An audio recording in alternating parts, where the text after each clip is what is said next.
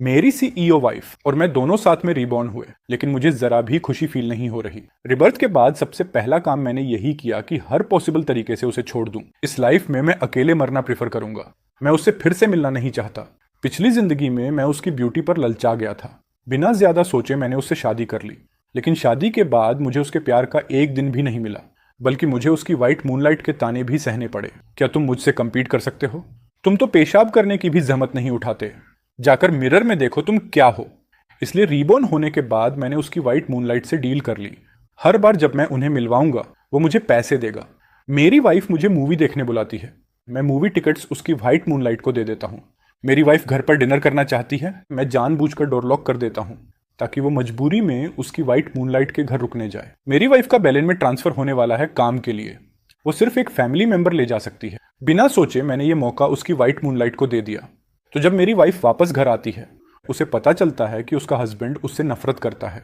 मैं उसे जानबूझकर परेशान कर रहा हूँ। वो हमारी वेडिंग एनिवर्सरी भी भूल गई क्योंकि वो अपनी व्हाइट मूनलाइट के साथ थी। मैंने कंप्लेन नहीं किया, इंस्टेड मैंने विदेश में पढ़ाई के लिए एप्लीकेशन दे दी।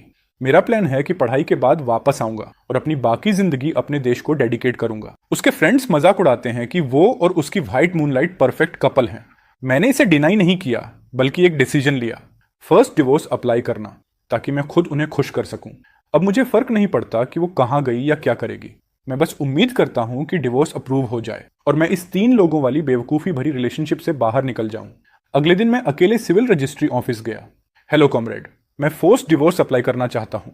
मैंने अपने बैग से वो डॉक्यूमेंट्स निकाले जो मैंने बहुत पहले से तैयार कर रखे थे और उन्हें उस आदमी को दे दिया। उसने ध्यान से सारे पेपर्स चेक किए और फिर मेरी तरफ देखकर सीरियस होकर बोला, कॉमरेड, हमने आपकी एप्लीकेशन रिसीव कर ली है। अगर आप 1 महीने के अंदर इसे वापस लेने नहीं आए तो फोर्स्ड डिवोर्स ऑफिशियली लागू हो जाएगा। मैंने सिर हिलाया, थैंक्स कहा और अपना बैग लेकर बाहर निकल गया। शाम ढल रही थी, सूरज धीरे धीरे पीछे जा रहा था और एक शानदार सनसेट छोड़ रहा था। हल्की हवा चल रही थी जिससे गर्मी काफी कम हो गई थी।